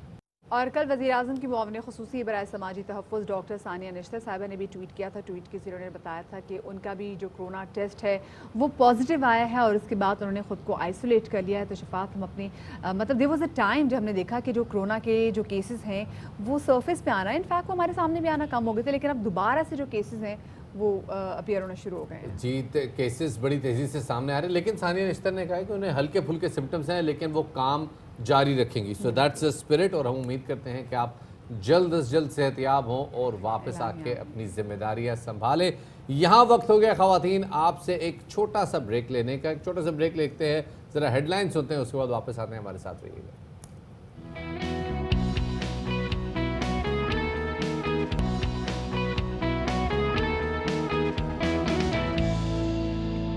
ब्रेक के बाद खुशामदीद कहते हैं आपको बाखबर सवेरा के राउंड 2 में। और ब्रेक पे जाने से पहले आपने देखा जनाब, गर्मा गर्म इस वक्त माहौल हुआ हुआ इस्लामाबाद और लाहौर में। कैप्टन सफदर और एहसन इकबाल शाहिद खाकान अब्बासी मीडिया से गुफ्तगू कर रहे थे, वो आपने भी हेडलाइन में भी सुना। लेकिन एक मामला ऐसा है जो आपके साथ डिस्कस करना ज़रूरी है, और वो ये कि आटा, चीनी, सब्जियां, गोश्त, अंडे, इसके हवाले से तो हम बात करते ही रहे हैं, लेकिन आवाम जब साथ में रल मिल के बैठते हैं तो यही बात करते हैं, क्योंकि हर चीज़ महंगी होती जा रही है। एक और चीज़ महंगी भी शफात हो गई जी है। जनाब, दवाइयाँ महंगी हो गई हैं एक बार फिर। ये 2 साल में 9वां इजाफा है दवाइयों की कीमतों में। लेकिन इसके अलावा आज जैसे हमने आपको बताया कि ऑस्टियोपोरोसिस के हवाले से हम बात करेंगे, हमने जैसे शो के इंट्रो में कहा था, तो उस हवाले से ये होता क्या है। और विटामिन डी जिसके बारे में इतनी अवेयरनेस नहीं है, हम उसको बड़ा इजी लेते हैं। बिल्कुल, कोई भी बंदा ना इसके हम सप्लीमेंट अपनी खुराक में शफात ऑल्सो हम ख्याल ही नहीं रखते कि भाई कैल्शियम की इंटेक भी हमारी अच्छी होनी चाहिए। हमें अपनी हड्डियां मजबूत बनानी है। जब हम कैल्शियम की बात करते हैं तो हमें सिर्फ दांत याद आ जाते हैं, हमें सिर्फ नाखून याद आ जाते हैं, पर हमें हड्डियां याद नहीं आती, क्योंकि ये हड्डियां सलामत हैं तो हम सलामत हैं, और हम अपने दोनों पाँव पे जो है ना वो तंदुरुस्त व तवाना खड़े। इस हवाले से बात करेंगे क्या कुछ किया जा सकता है कि आप ऑस्टियोपोरोसिस में ना जाएं। लेकिन सबसे पहले नजर डाल लेते हैं टॉप स्टोरीज पे।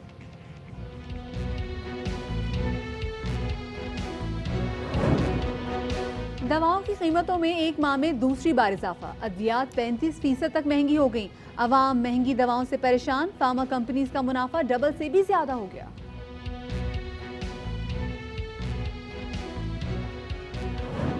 महंगाई कंट्रोल करने का मिशन। वजीर आजम की ज़ेर सदारत अहम इजलास। पंजाब और खैबर पख्तूनख्वा ज़ख़ीरा अंदाज़ों के खिलाफ ऑपरेशन मजीद तेज। पंजाब में 350 सहूलत बाजार बनाए जाएंगे।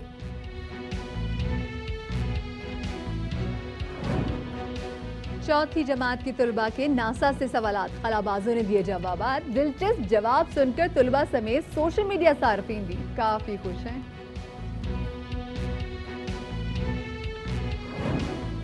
और बाहर के खाने की टेंशन नहीं, होटल का खर्चा भी जीरो। कार कैंपर्स ने सयाहों का सफर मजीद आसान बना दिया। छोटे से कैंपर में बड़ी बड़ी सहूलियात, किचन और डबल बेड भी मौजूद। आज शो में बात करेंगे।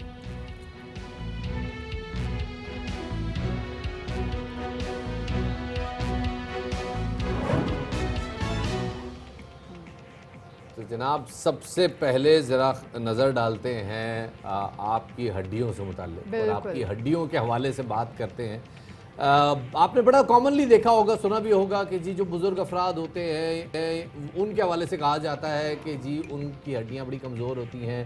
ख़ास तौर पे वज़ू के लिए जो लोग, ख़ास तौर पे वो बुज़ुर्ग अफराद जो कि यूजुअली वॉशरूम में वज़ू करते हैं, वो यूजुअली ऐसा होता है कि फिसलन के वाक़यात होते हैं, बैलेंस खो जाते हैं। बुजुर्ग नहीं, अब तो अपने जवानों में भी देख रहे हैं कि समहाउ जो हैं उनको वीक जो है बोन होने की वजह से, मिनरलाइज बोन जो है वो कम होने की वजह से उनके भी जो फ्रैक्चर्स बहुत ज़्यादा हैं। ख़वातीन भी हैं और मर्द हजरात भी। ऑस्टियोपोरोसिस होता क्या, इस हवाले से बात करेंगे। मास्टर स्टूडियोज़ में मौजूद हैं डॉक्टर प्रोफेसर बेग साहब, उनको शामिल गुफ्तगू करेंगे। डॉक्टर साहब good morning and welcome to Bakhabar सवेरा।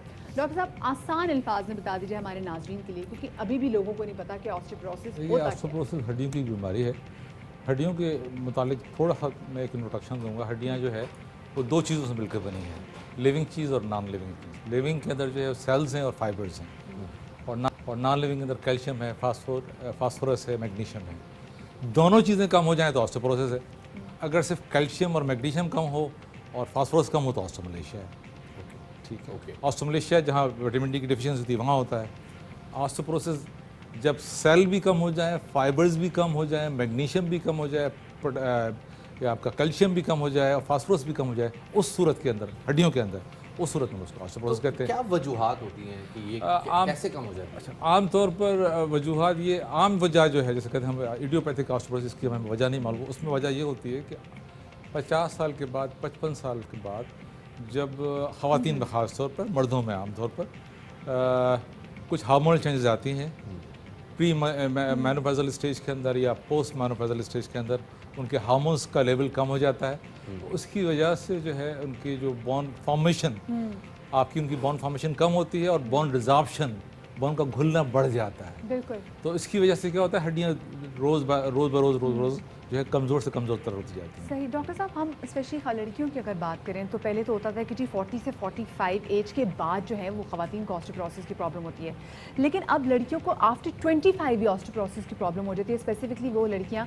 जिन्होंने माँ बनना होता है, उनके लिए ये तमाम तर प्रोसेस बहुत ज़्यादा तकलीफ हो जाता है। मतलब इन ख़वातीन का मसला ये होता है कि इनका विटामिन डी का इंटेक बहुत ना होने के बराबर होता है, और इनका विटामिन डी का लेवल जो है अगर आप करा के देखेंगे तो वो हमेशा डिफिशिएंसी में या इनसफिशिएंसी के अंदर होता है, नॉर्मल तो होता ही नहीं है। फिर उसके बाद उन्होंने अपने आप को भी फीड करना है और एक आने वाली जान को भी फीड करना है, तो इसकी वजह से जो है ये विटामिन डी की deficiency one of the cause जो है, एक वजह है उसकी जिसमें ऑस्टियोपोरोसिस हो सकती है। और भी बहुत सारी वजूहत हैं, मिसाल प्रोटीन का इंटेक, खाना पीना कम हो आपका, धूप में जाना कम हो, फिजिकल एक्टिविटी कम हो, तो उसमें हो सकता है। कुछ हार्मोन, आप कुछ दवाएं ऐसी होती हैं कि जो विटामिन जो कि ऑस्टियोपोरोसिस कर सकती हैं, जो बहुत लंबे अरसे तक आप जो बहुत लंबे से ये वैसे शफात, ये पूछे जाएंगे ये कौन सी दवाएं जो कि ऑस्टियोपोरोसिस कर देती हैं? इसमें तो ख़ास तौर पे वो जो आपने देखा होगा मुख्तलिफ चैनल जी मोटा कर देते हैं और छोटा, जो जिम के लिए सप्लीमेंट्स वाले जी होती हैं। उससे उससे हो सकता है, उसमें स्टेरॉइड मिले होते हैं आपको। ओके। कार्टिकोस्टेरॉइड जो है हमेशा ऑस्टियोपोरोसिस करते हैं। ओके। अच्छा, अब डॉक्टर साहब बड़ा आम सवाल ही पैदा होता है, बहुत सारे यंग लड़कों की अगर बात करें, जैसे लड़कियों की बात होगी, वो जिम एक्टिविटीज़ करते हुए उनको इंजरीज आती हैं, फ्रैक्चर्स हो जाते हैं, क्या वो भी इसी वजह से होते हैं? हर स्ट्रेस बज़ाहिर तो उनका डाइट लेवल बड़ा ज़्यादा होता है, बड़ा बेहतरीन वो खाना पीना कर रहे होते हैं, देखिए हर स्ट्रेस के बाद उनका विटामिन डी का लेवल ड्रॉप हो जाता है। ओके। मिसाल के तौर पर अभी आपके सामने टीवी लगा हुआ है और एक खबर आती है मेरे घर से कि मेरे घर के सामने बम का धमाका हो गया, तो मेरा विटामिन डी का लेवल अगर 30 नैनोग्राम है, जो नॉर्मल वैल्यू है, 15 हो जाएगा, नहीं तो टेस्ट करा के देख लीजिए। अच्छा डॉक्टर साहब, हम अक्सर अपने बुजुर्गों में देखते हैं हिप बोन अगर कभी गिरते हैं, या तो टांग फ्रैक्चर हो जाती है, कोहनी फ्रैक्चर होती है, या हिप बोन फ्रैक्चर हो जाती है। ये हिप बोन का फ्रैक्चर हो जाना कितना ज़्यादा खतरनाक बात है? देखिए, जिन लोगों को ऑस्टियोपोरोसिस आमतौर 50 ईयर्स के बाद होती है, तो 50% मॉर्टलिटी रेट होता है इन लोगों का। मॉर्टलिटी रेट यानी डेथ रेट ऑस्टियोपोरोसिस के साथ अगर फ्रैक्चर हो तो, और अगर सिर्फ फ्रैक्चर को ट्रीट किया जाए और ऑस्टियोपोरोसिस को ट्रीट ना किया जाए तो 25% मॉर्टलिटी रेट हो जाता है। सही। ये इसलिए जब आप फ्रैक्चर ट्रीट कर रहे होते हैं तो साथ में आपने ऑस्टियोपोरोसिस को भी ट्रीट करना होता है। ओके। और आपको ये सुन के हैरत होगी, 20% जो डॉक्टर इलाज कर रहे होते हैं, 20% पेशेंट ऐसे होते हैं जिनमें ऑस्टियोपोरोसिस का ट्रीटमेंट दिया ही नहीं जाता। अच्छा, भूल जाते हैं लोग, रॉड डाल दिया, वो कर दिया और उससे। अच्छा, मैं पूछना चाहता हूँ, देखिए हमारा एक जो है, हम लोग खतस्तवा के नॉर्थ पे रहते हैं, जी, ट्रॉपिक ऑफ कैंसर पे रहते हैं हम लोग, हमारे पास बहुत अच्छी खासी सनलाइट होती है, तकरीबन साल में 11 महीने हमारे पास बहुत अच्छी सनलाइट होती है, उसके बावजूद हड्डियों की डेफिशिएंसी हमारे अंदर है, लेकिन वो ममालिक जहाँ पे खाल खाल धूप पड़ती है उनका हड भी हमसे बेहतर है, उनकी फिटनेस भी हमसे बेहतर, ये क्या वजह है? देखिए, एक तो उनकी तमाम डाइट के अंदर जो उनके मिल्क आ रहे हैं, ब्रेड आ रही है, उसमें विटामिन डी सप्लीमेंटेशन, एक बात। दूसरी बात ये है कि 6 माह तक आपके पास विटामिन डी की प्रोडक्शन नहीं होती।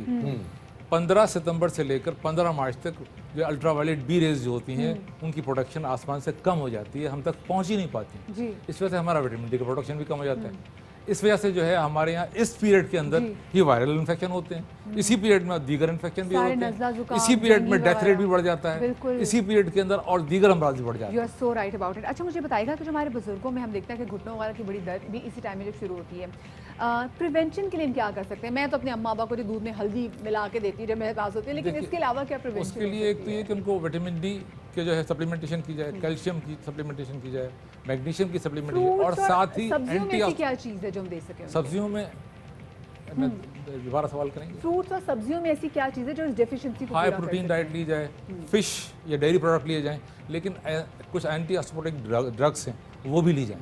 अच्छा, एंटी ऑस्टियोपोरोटिक ड्रग्स जो हैं 2 तरह की हैं। एक ऐसी दवाएं हैं जो हड्डी घोलने से के अमल को रोकती हैं, वो सस्ती हैं और वो एक लंबे अरसे तक भी एक साल के लिए एक सिंगल डोज में दी सकती हैं।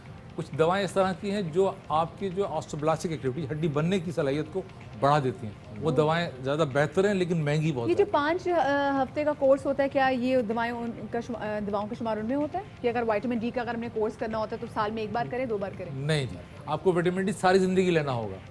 ओके, ठीक है, चाहे आप फिट हैं या किसी भी तरह से, क्योंकि हर 3 महीने के बाद विटामिन डी की हाफ लाइफ 3 हफ्ते है।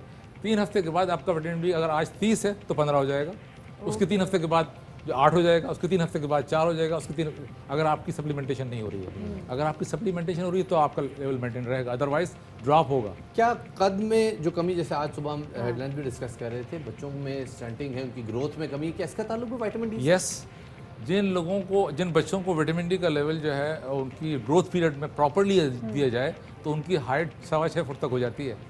ओके, मेरी अपनी बेटी की हाइट तकरीबन 5'8" है, अभी 15 साल उम्र है उसकी, 5'8". 15 साल मेरी 5 ठीक है, मेरे अपने बेटी की हाइट जो है 6'3" है। इसका मतलब यहाँ पे भी प्रॉब्लम है क्या? यस, विटामिन डी अगर हम आप तो खुश होते थे, फ्लॉन्ट करते हैं ये विटामिन, जिन लोगों को विटामिन डी मिलता है प्रॉपर, उनका ग्रोथ रेट भी बेहतर होता है। जिन लोगों को नहीं मिलता उनको नहीं, उनका ग्रोथ रेट कम होता है। अच्छा सर, अब आखिरी में एक मैसेज बताइएगा कि क्या किया जाए अपना विटामिन डी लेवल मेंटेन रखने के लिए, क्या ऐसी डाइट कंज्यूम की जाए, और ये जैसे आप बता रहे हैं कि सप्लीमेंट का लेना ज़रूरी है, उससे हट के क्या सोल्यूशन हो? अच्छा बात डॉक्टर साहब इसमें ऐड भी करना चाहूँगी, जो मैं पुराने बुजुर्गों की खुराक देखती हूँ ना, तो वो आज भी बड़े तगड़े हैं, हट्टे कट्टे तमाम तरह चीज़ें कर रहे होते हैं, लेकिन आज की जो खुराकें खाने वाले लड़के लड़कियाँ ना, वो बड़े जल्दी ड्रेन भी हो जाते हैं, उनकी हड्डियाँ भी जल्दी जवाब दे जाती है। तो ये बताइए डाइट इस तरह की कि जो विटामिन डी की प्रोडक्शन को या एब्जॉर्प्शन को कम कर देती है। मिसाल के तौर पर आपके जो फास्ट फूड हैं उसमें अमल तो विटामिन डी होता ही नहीं है, जो होता है वो भी खत्म हो जाता है। अच्छा, जैसे आपने ठीक सवाल किया मुझसे, देखिए अगर आप सुबह 10 बजे से लेकर 3 बजे के दरमियान में धूप में अगर आधे घंटे के लिए भी बैठते हैं तो आपकी विटामिन डी की 1 हफ्ते की रिक्वायरमेंट पूरी जाती है। ओके, तो धूप में बैठना एक तो सप्लीमेंटेशन, आधे घंटे के लिए 1 हफ्ते में 10 से 3 बजे के दरमियान बैठना जरूरी है।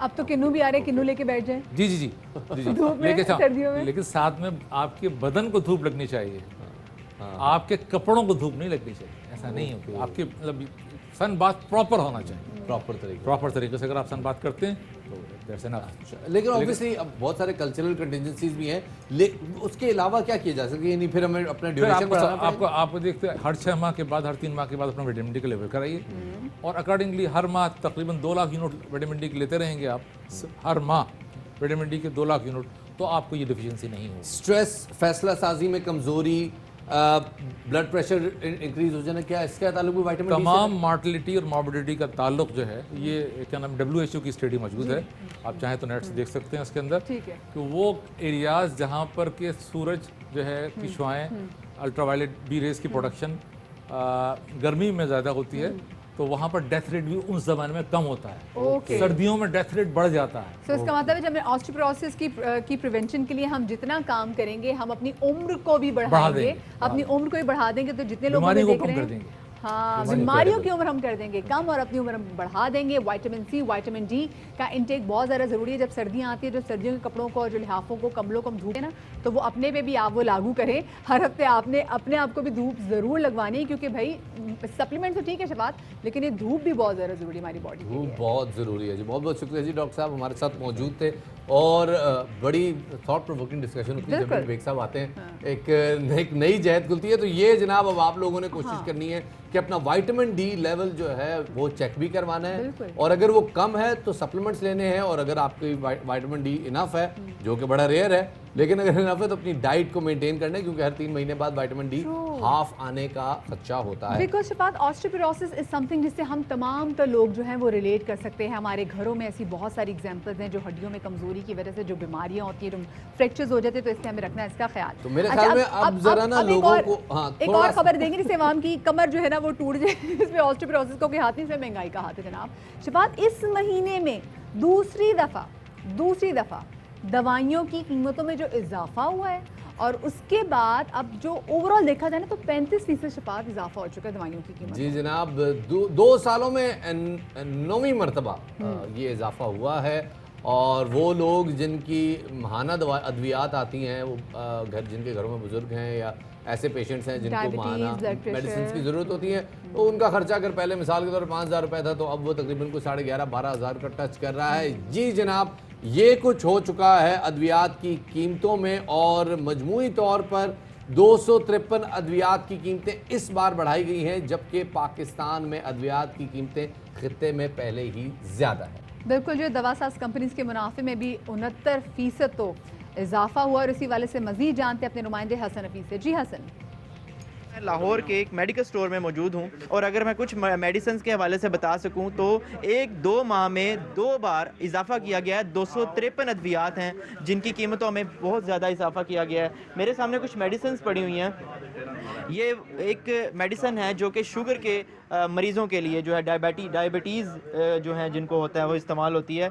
ये कीमत जो है वो इसकी 60 रुपये होती थी जो कि अब 124 रुपये है, मतलब आप डबल से भी ज़्यादा है। ये एक मेडिसिन है जो कि पेट के दर्द के लिए इस्तेमाल होती है। इसकी कीमत जो है वो आप देख सकते हैं कि अगर ये भाई हमें बताएं, ये 170 रुपये होती 70 रुपये होती थी जो कि 111 रुपये की हो गई है। ये लाइफ सेविंग ड्रग है और ये मतलब 6 माह पहले ये 2000 रुपये की होती थी, अब ये 4000 रुपये में फ़रोख्त की जा रही है। इसकी वजह क्या है? यहाँ पर जो मेडिकल स्टोर इंतज़ामिया हैं उनसे पूछते हैं। जो लोकल कंपनीज़ है वो भी इजाफा कर रही हैं, क्या वजह है? आपको भी काफ़ी महंगी मिलती हैं? इसमें ये है कि जो प्राइस हमें जिस तरह मिलेगी हमने आगे पेशेंट को वैसे ही डिलीवर करनी है। यहाँ कुछ लोग ख़रीदारी कर रहे हैं, अद्वियात ख़रीद रहे हैं, उनसे पूछते हैं कौन सी अद्वियात लेने आए हैं? मैं किडनी की और हार्ट की। मेरी मदर मेरी सिस्टर दोनों किडनी की पेशेंट हैं। दोनों डायलिसिस सेंटर जिनाह में आते हैं। उनके टेस्ट हम बाहर से करवाते हैं जो कि 20 से 22 हज़ार रुपये के बनते हैं, जो हमारे लिए अफोर्डेबल नहीं है। उनकी मेडिसन पहले 6 महीने पहले 6 से 7 हज़ार की थी, अब वो मेडिसन 12 से 13 हज़ार रुपये की हैं। ना रोटी खाने के लाले पड़ेंगे, मेडिसन लें यहाँ आके कुछ भी नहीं कर सकते। 12 से 13 हज़ार रुपये की सिर्फ अद्वियात ही खरीदेगा तो बाकी जो ज़रूरियात ज़िंदगी है वो कैसे पूरी करेगा? तो जनाब ये आपने सुना कि वो लाइफ सेविंग ड्रग जो 6 महीने पहले 2000 रुपए की थी अब वो 4000 रुपए की है। इस हवाले से बात करने के लिए हमारे साथ मौजूद हैं डॉक्टर नूर मोहम्मद जो कि प्रेसिडेंट हैं ड्रग्स लाइफ फोरम के, उनको खुशामदीद कहेंगे। साथ ही हमारे साथ मौजूद हैं तौकीरुल हक साहब जो कि चेयरमैन हैं पाकिस्तान फार्मास्यूटिकल मैन्युफैक्चर एसोसिएशन के। आप दोनों मेहमानों को हम खुशामदीद कहते हैं। नूर मोहम्मद साहब पहले आपसे शुरू करूँगा, ये बताइएगा कि ये अद्वियात की कीमत में जितनी तेज़ी से इजाफा हो रहा है इसके लिए कोई एक वजह तो होगी। अगर पहले रॉ मटेरियल की या डॉलर की इन्फ्लेशन की बात की जाती थी तो डॉलर की कीमत तो मुसलसल गिर रही है, रुपए की कदर मुस्तहकम हो रही है। पिछले 1 महीने में डॉलर को 8 रुपए तक नीचे आ चुका है, फिर ये क्या वजह है?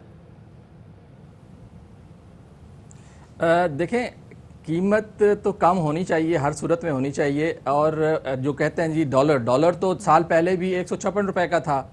और जो रॉ मटेरियल्स हैं पूरी दुनिया में बहुत सारे रॉ मटेरियल्स जो जान बचाने वाले अद्वियात के रॉ मटेरियल्स हैं, ब्लड प्रेशर के और हार्ट के मरीज़ों के, वो उनकी कीमतें कई गुना कम हुई हैं। जो $7,800 का केजी था अब वो $700 का है, मतलब कि कई गुना रॉ मटेरियल्स की जो है ना कीमतों में 10 गुना कमी है। असल बात ये है जी, इसके सबूत जो है मैंने आपके स्टूडियो में भेजे हुए हैं, आप उसको चला सकते हैं, ऑफिशियल डाटा है।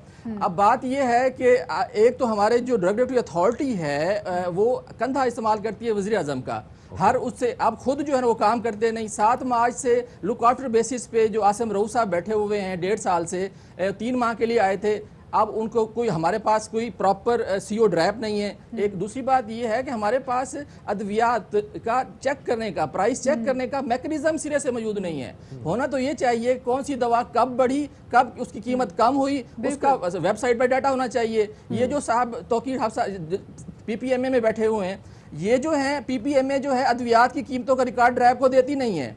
3 जनवरी 2017 को ड्राइव ने लेटर लिखा है इनको कि अभी अद्वियात की कीमतों का रिकॉर्ड दें, क्या है। फिर उन्होंने 26 मार्च 2019 को लेटर लिखा है, इन्होंने अद्वियात की कीमतों का रिकॉर्ड नहीं दिया। अभी 16 जुलाई 2020 को लेटर लिखा है ड्रग रेगुलेटरी अथॉरिटी ने। ये तो इनकी आपस में फार्मास्यूटिकल कंपनीज और ड्रग रेगुलेटरी अथॉरिटी की आपस में मिली भगत है। तो ये आए रोज जो है ना कीमतें बढ़ाते रहते हैं। मुझे बताइएगा इसको कोई जवाब ऐसे डॉक्टर साहब नहीं आता? नहीं, असल में होता यह है कि जो ड्रग अथॉरिटी है मुकम्मल तौर पे इनके फार्मास्यूटिकल्स के मुफाद के लिए काम कर रही है, पब्लिक इंटरेस्ट के लिए कोई फैसले वहाँ पे नहीं हो रहा है। तो असल बात यह कि प्राइस इंक्रीज पे आमिर ज्ञानी साहब को हटाया प्राइम मिनिस्टर ने, लेकिन कुछ नहीं हुआ। लेकिन कुछ चेयरमैन नैब ने नोटिस लिया, कुछ नहीं हुआ। बात करेंगे chairman auditor Pakistan general pharmaceutical manufacturer association Tauqeerul Haq साहब हमारे साथ मौजूद हैं। तौकीरुल हक साहब, आपसे ये जानना चाहेंगे, ये जो रॉ मटेरियल है, जो जिनसे अद्वियातें बनती हैं, हम देख रहे हैं जैसे अभी शफात ने बात भी की कि डॉलर की प्राइस जो है वो भी कम होगी, रॉ मटेरियल की प्राइस भी कम है, लेकिन इन अद्वियात की जो कीमतें ये बढ़ती जा रही हैं और pharmaceutical companies are minting money out of it. So ये बड़ी क्या ये क्यों तजाद है इसमें? जी, अस्सलाम वालेकुम जी। सबसे पहले तो आपका शुक्रिया कि आपने मौका दिया। देखिए, आपका जो सवाल है, रॉ मटेरियल जो है वो 95% जो पाकिस्तान में अद्वियात की गई है वो रॉ मटेरियल इंपोर्ट होता है। ये डॉलर रेट की जो आप बात करेंगे तो पिछले 1-2 हफ्ते की बात करेंगे, आप ये देखें कि पिछले 2 साल में डॉलर रेट जो है वो 120 रुपए से लेके 168 रुपीज़ तक गया है।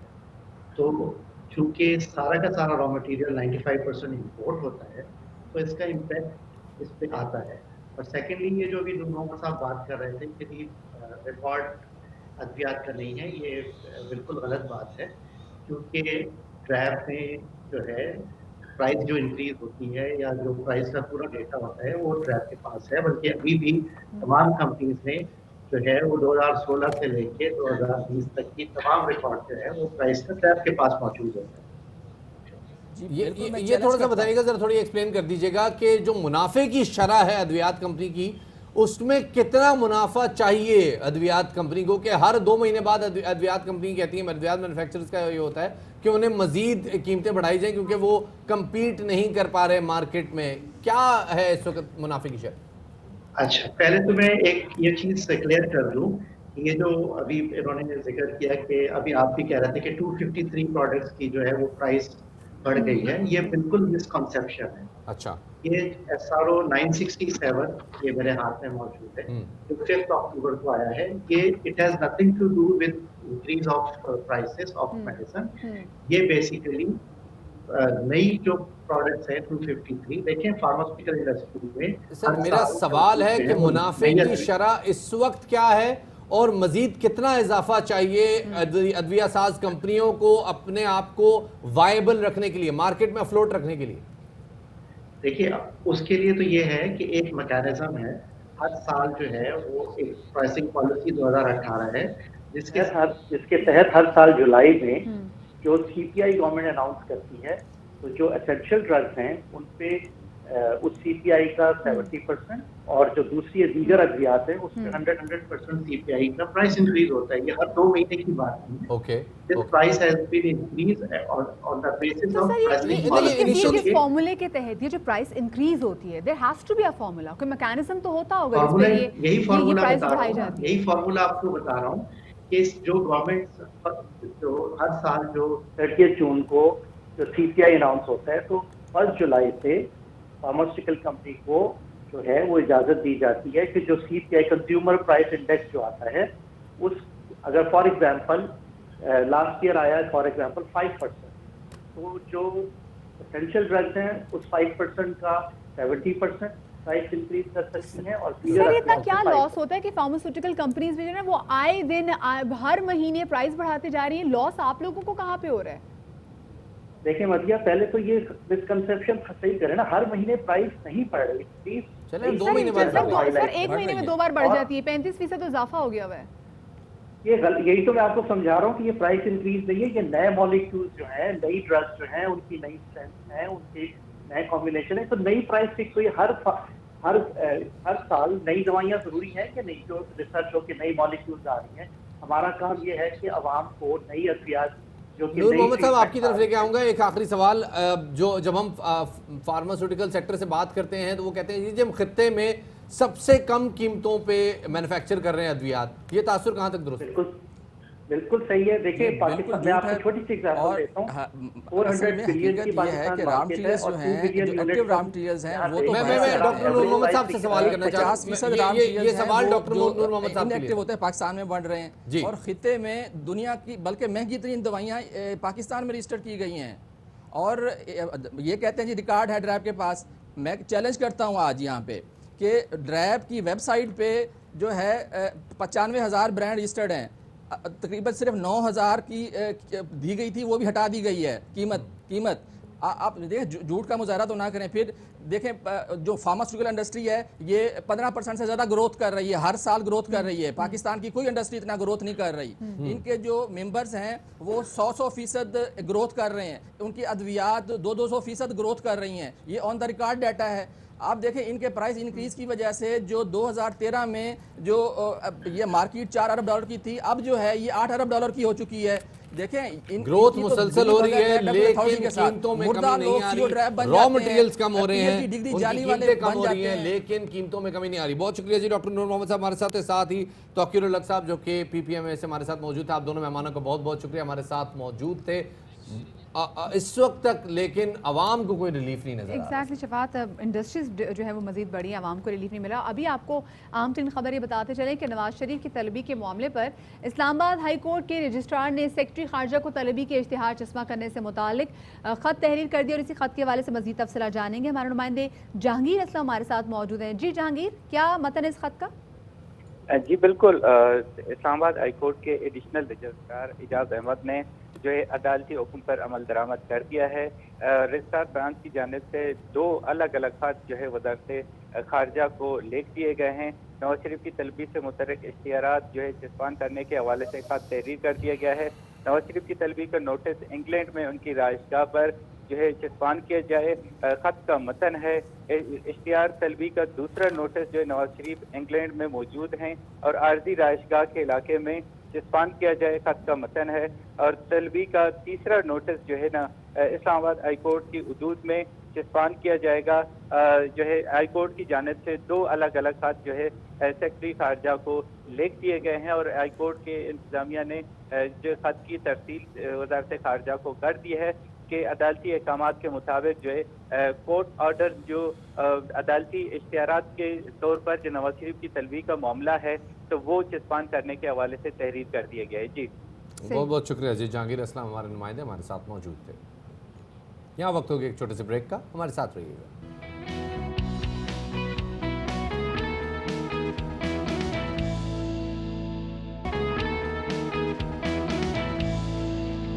Welcome back after the break. और ब्रेक के बाद जनाब मैं और शफात हम लोग की तो हो गई है बोलती बंद फुल टाइम, क्योंकि हमारे पास जो आज यहाँ पर स्टूडियोज में मौजूद हैं ये माशाल्लाह से बड़ी प्यारी प्यारी सी क्यूटी पाइज 4th क्लास में पढ़ती हैं और इनको स्पेस में जाने का शौक है। कुछ इनके सवालात थे और जो नासा के फ्लाइट स्टेशन में उन्होंने सवाल थे उनकी टीचर मिस एमन ने वो उन तक पहुँचाए भी और उनको ट्विटर के थ्रू वो जवाबात भी मिले। मतलब शफात 4 साल मतलब 4th स्टैंडर्ड की बच्ची हैं और अप्रोच आप चेक करें स्पेस की। बात है जी।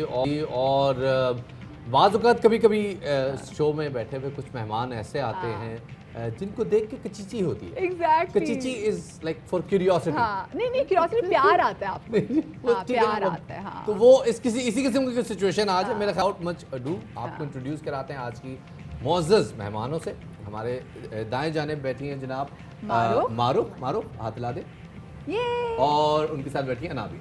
अस्सलाम वालेकुम। और हमारे बाएं जाने पे बैठी हैं उनकी टीचर मिस एमन फैसल, जिन्होंने इनको ये तमाम तो चीज़ें पढ़ाई और इन बच्चों के दिमाग में इतनी सोच ज़रूर डाली कि बच्चे आगे से वो सवालात भी कर सकें। तो सबसे पहले तो मैं ज़रा बच्चों से पूछी फिर उनकी टीचर के पास भी आती हूँ। एमन और मारूफ, वेलकम टू बाखबर सवेरा। हमें बहुत खुशी आप आई। क्या सवालात थे बच्चों आपके जो आपने स्पेसिफिकली किए थे फिर आपकी टीचर ने आगे पहुँचाए? मैंने पूछा था कि ये सबसे सेटिस्फाइंग फैसिनेटिंग थिंग आपने क्या डिस्कवर किया है? उनका आंसर था कि ये है हमारा प्लैनेट अर्थ हमने डिस्कवर किया है, तो वो सबसे फैसिनेटिंग। मेरा सवाल ये था कि मैंने पूछा आपको कैसा लगता है जब आप एक स्पेस शटल में लॉन्च होते हो, तो उन्होंने जवाब दिया उनको बहुत अच्छा लगता है। ओके, बस ये 2 सवाल थे आप लोगों जो आपने किए थे। अच्छा, तो वैसे स्पेस शटल का आप लोगों को क्या इंटरेस्ट है? मतलब आप लोगों ने क्या एस्ट्रोनॉट बनना है? पक्का दोनों ने बनना है? हाँ। और स्पेस शटल में जो आप लोग एस्ट्रोनॉट बन जाएंगे, पहले स्पेस शटल में जो आप बैठ गए, आपको नासा कह रही है भाई जहाँ आपका दिल चाहता है आप जाएं, आप कहाँ जाएंगे? Saturn? Why? Because it's fun. Because it's fun? Because it has a ring? Yeah, because you can run on it and bounce Okay, हम on उस it. रिंग पे घूम सकते हैं बिल्कुल। और आप कहाँ जाएंगे? Jupiter. जुपिटर। और जुपिटर गुडनेस। हाँ, वो सैटर्न पे जाएंगे, आप जुपिटर पे क्यों? Jupiter is really like large, so it's a lot of space, and I will play a little थोड़ी सी games भी खेलूंगी ना। ओ बड़ा, क्योंकि वो बड़ा सारा तो मैं आराम से खुल के गेम खेलूंगी, बाकी तो सारी दुनिया को नीचे छोड़ के जाऊंगी। मैं मुझे थोड़ी सी चीजें डिस्कवर भी करती कि कोई लिविंग चीजें मिल गया तो हाँ, मैं इससे कम्युनिकेट चाहूँगी, उससे कम्युनिकेट करूंगी। अच्छा, उनकी टीचर हमारे पास है, मुझे ये बताएगा एमन, वेलकम टू बाखबर सवेरा। और आपकी इतनी ब्यूटीफुल स्टूडेंट्स है जिनको देख के अंदाजा होता है कि उनकी टीचर कितनी वंडरफुल होंगी। सो इन बच्चियों में शौक था स्पेस के हवाले से, एस्ट्रोनॉट बनने के हवाले से, या फिर आपकी वजह से उनके अंदर जो ये शौक है जज्बेंटल क्रिएट हुआ? I mean, शौक तो सभी को होता है, लाइक इस उम्र में स्पेस में जाने का। लड़कियों को कम होता है क्योंकि तो गुड़ियों से ज़्यादा खेल रही होती है, आजकल की बच्चियां मेकअप में ज़्यादा होती हैं। आप जिस बच्चे को जिस चीज़ का एक्सपोजर देंगे उसको उसका शौक हो जाएगा। सो लाइक हम मतलब आप बच्चियों को स्पेस का एक्सपोजर देंगे तो बच्चियों को भी स्पेस का शौक होगा। तो मतलब शौक तो सबको होता है। आप जाहिर सी बात है उनसे बात करें कि मून पे ये होता है और ग्रेविटी ये होती है, तो वो तो ऑब्वियसली फैसिनेट तो सब बच्चे होते हैं। तो मतलब थोड़ा सा उसको फीड करने की ज़रूरत होती है। तो मतलब अनाविया नहीं बोला था, हम सवाल भेजते हैं, तो आई वाज लाइक चलो भेजते हैं। तो कैसे भेजा आपने? हम क्लास ले रहे थे और इन्होंने कोई सवाल किया और मैंने कहा ये तो मुझे नहीं मालूम, ये तो किसी साइंटिस्ट को पता होगा। तो अनाविया ने पूछा हम साइंटिस्ट को लेटर लिख सकते हैं? आई वाज लाइक हम नासा को लेटर लिख के देखते हैं, क्या पता जवाब आ जाए। तो बस इस तरह लेटर That's incredible। तो नासा ने इन दोनों बच्चियों का जब इंटरेस्ट देखा है तो क्या उन्होंने आगे से कोई कम्युनिकेशन शो किया, कोई इंटरेस्ट शो किया इन बच्चियों के लिए? जी मतलब सब बच्चों के लिए, इनके अलावा भी जैसे 4 और बच्चों ने भी मतलब लेटर्स मतलब क्वेश्चंस भेजे थे तो वो उन्होंने सबका मुझे जैसे रिप्लाई किया। इनफैक्ट लास्ट नाइट तक नासा के सारे रिप्लाईज मुझे लास्ट नाइट आए थे, बाकी साइंटिस्ट वगैरह के पहले आए थे। That's incredible। अच्छा, मैं आप दोनों से सवाल करना चाहता हूँ। इस वक्त बच्चे व्लाद एंड निकी देख रहे हैं यूट्यूब पे, इस वक्त बच्चे ब्लिपी हैं, जो आपकी एज के लोग हैं, लेकिन आप लोग जो है वो स्पेस के बारे में क्यूरियोसिटी रख रहे हैं, क्यों? आजकल पर मेरा छोटा एक भाई है, वो है 2 years old, पर व्लाद और निकी वो तो देखता है। अब मैं तो पता नहीं यूट्यूब देख रही हूँ कि जैसे करते हैं स्लाइम का और थोड़े से टॉयज और एडवेंचर्स। उसमें नासा कहीं आ रहा है? अच्छा, मैं तो एक शो देखती हूँ जिधर एक बंदा है वो स्पेस में जाता है हर रोज़, तो लोग उनकी वीडियोस पर कमेंट करते हैं कि ये बताएं हमें कि ये कैसे करते हैं, हाउ डू कैसे रोते कैसे हैं स्पेस में आप, ये क्या करते हैं, तो वो दिखाता है कि कैसे करते हैं। ओह अच्छा, अब मारो आप क्या बच्चे आपकी क्या इसके अलावा दिलचस्पी है? मतलब स्पेस में पता है कि आपको शौक है, आपने सैटर्न पे जाना है, लेकिन इसके अलावा आप क्या देखती हो यूट्यूब पे? मुझे एडवेंचर्स अच्छे लगते हैं, और जैसे लावा की मूवीज भी। ओके, अच्छा, व्हाट इफ के आप लोग, आप सैटर्न पे हैं, आप जुपिटर पे हैं, आप लोग वहाँ से एक दूसरे को कॉल करते हैं कि चलो यार यहाँ से कहीं और चलते हैं, what's the next stop? Mars. दोनों मार्स जा रहे हैं, दोनों मार्स से मिल रहे हैं, तुम जुपिटर जाओ, मैं सैटर्न जा रही हूँ, वहाँ से वापसी मार्स से चीजें हम वहाँ पे डिस्कवर कर लेंगे, देख लेंगे, और उसके बाद मार्स में आके डिस्कस कर लेंगे। मार्स में क्यों? Why? Because I think Mars is interesting. Yeah. कैसे इंटरेस्टिंग है आपको, कैसे इंटरेस्टिंग लगता है ये बताओ मुझे। I've heard that मैंने सुना है कि थोड़ी सी लाइफ होती है मार्स पर। Okay. You can try There's water over there. अच्छा, बिल्कुल। आप उसको देख सकते हो। क्या पता एलियंस क्या पता एलियंस वहाँ पे। आपने बात बिल्कुल सही की। अगर आपको दोबारा से चांस मिले और नासा के जो एस्ट्रोनॉट्स वो आपको फिर भेजें कि भी आप हमसे और सवाल करें, तो क्या सवाल करेंगे उनसे? और मैं उनसे पूछूंगी कि आपने कभी कोई चीज़ देखी है मार्स पे जैसे एलियंस? हाँ, और आप क्या पूछना चाहोगी? मैं पूछूंगी कि अगर like can you plant any flowers और ट्रीज ऑन एनी प्लैनेट, ताकि एक्टिविटी भी तो कोई हो ना। उसने भी जुपिटर जाना है और इतना बड़ा जुपिटर है, तो प्लांट ना वहाँ पे लगा कर है, कितनी अजीब बात है। भाई आप दोनों बच्चियों का बहुत बहुत शुक्रिया। And there is a tip for you, शाम के वक्त ना आप लोग मून के ऊपर हल्का सा मार्स देख भी सकते हैं, and it stays there till midnight. तो जनार्स भी मौजूद है और ये बच्चे मौजूद हैं, और वो सारे पेरेंट्स जो देख रहे हैं, बच्चों को सिर्फ कार्टून्स तक महदूद नहीं रखें। आप बच्चों को, जैसे कि उनकी टीचर ने बताया, कि आप जिस तरफ का एक्सपोजर देंगे, बच्चे उस तरफ इंटरेस्ट लेंगे। You need to be smarter than your kids. बहुत बहुत शुक्रिया जी हमारे साथ मौजूद रहने का, इनकी टीचर और बच्चे हमारे साथ मौजूद थी। हाँ भाई, इतनी प्यारी बच्चियाँ थी शफात। अब मुझे लगता है कि भाई वाकई अब टाइम चेंज हो गया है और हमें भी अपनी बच्चियों को बनाना है एस्ट्रोनॉट। हम कब तक बच्चियों को मखसूस ना उनके इंस्टीट्यूट्स में भेजेंगे। छोटी सी ब्रेक के बाद वापस आते हैं।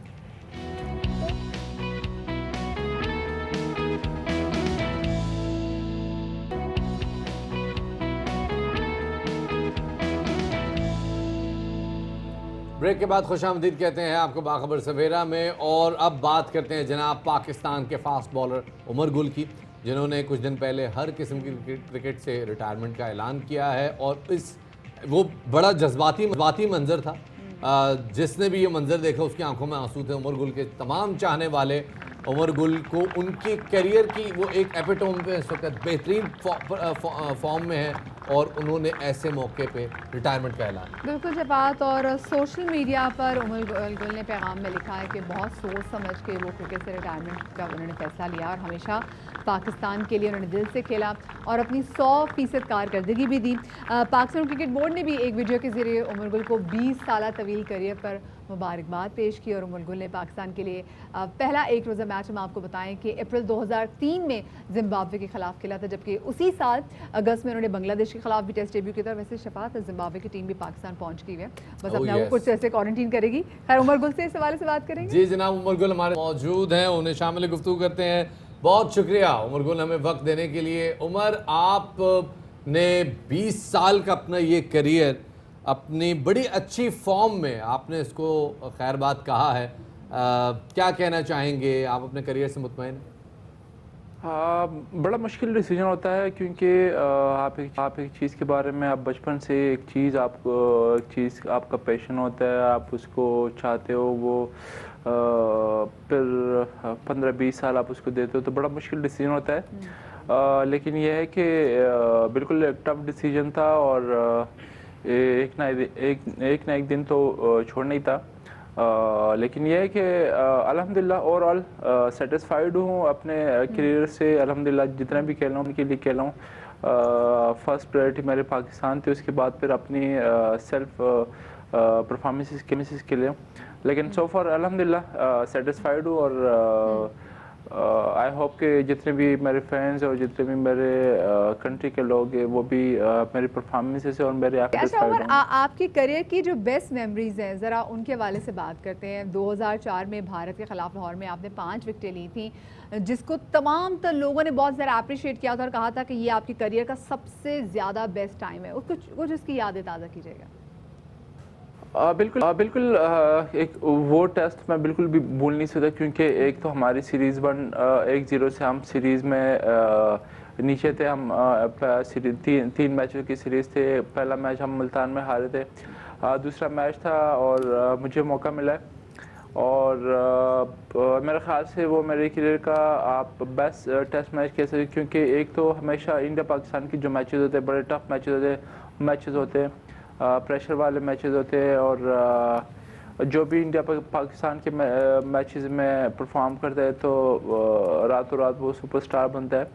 तो मेरे ख्याल से मेरे करियर में मेरे एक टर्निंग पॉइंट ये भी है कि मैंने जो इंडिया के अगेंस्ट परफॉर्म किया, मैं मैन ऑफ द मैच हुआ हूँ, तो वहाँ से मेरे करियर को एक बूस्ट मिला। तो ओवरऑल बड़ा अच्छा था वो और वहाँ से हमने कम बैक किया, हम सीरीज़ में लेवल हो गए। तो मेरे ख्याल से ज़बरदस्त एक उमर 2009 हम वर्ल्ड कप कैसे मतलब भूल सकते हैं, वो एक बड़ा मुनफरिद मामला था। लेकिन 2011 का वर्ल्ड कप हम सेमीफाइनल में भारत से हार गए, बड़ा नाखुशगवार मैच था आपके लिए, ज़रा उसके बारे में कुछ बताइए। जी बिल्कुल, मेरे ख्याल से मेरे करियर का सबसे जो ओवरऑल मेरे क्रिकेट करियर में जो रिग्रेट रही है तो वो मेरे ख्याल से 2011 का जो वर्ल्ड कप था जिसमें फाइनल था, स्पेशली जो हम हारे थे, तो वो जो ना वो मैं भूल नहीं सकता क्योंकि बिफोर द वर्ल्ड कप जो हम यहाँ से जा रहे थे तो मेरे ख्याल से अगर आपको याद हो तो यहाँ से जो हमारी जो टीम जा रही थी तो कोई भी हमारी टीम को इवन क्वार्टर फाइनल तक हमारी टीम को रेट नहीं किया जा रहा था कि हम यार इवन हम क्वार्टर फाइनल तक क्वालिफाई कर सकते हैं। लेकिन जब हम वहाँ पे पहुँचे श्रीलंका में और जब हमने अपने वर्ल्ड कप का आगाज़ किया तो टीम जेल हो के और जिस तरह एक दूसरे को सपोर्ट कर रहे थे, जिस तरह हमने वर्ल्ड कप का स्टार्ट लिया तो मेरे ख्याल से हमने फिर पीछे देखा ही नहीं और हम सिर्फ बस आगे की तरफ देख रहे थे। और स्पेशली मेरे लिए वो सेमीफाइनल बड़ा लाइक आप ये कहते हैं कि भूल नहीं सकते। जो हमारे नौजवान टैलेंट है उसको क्या मैसेज देना चाहेंगे? कभी भी शॉर्टकट ना सोचे, हमेशा अपने ऊपर से बिलीव रखे, मेहनत करे और इंशाल्लाह जो आपकी प्रायोरिटी है पहले जो आप चाहे वो आपकी पढ़ाई है, आपकी क्रिकेट है या जो भी व्हाटएवर जिस डिपार्टमेंट में भी हो, आपने जॉब को प्रायोरिटी दो तो अल्लाह इंशाल्लाह आपका मदद करेगा। बहुत बहुत मुरगुल हमारे साथ मौजूद थे और thank you very much for serving Pakistan for 20 years. आपका दौर we are lucky to live in it. एक छोटा सा ब्रेक लेते हैं, ब्रेक के बाद दोबारा हाजिर होंगे, हमारे साथ रहिए।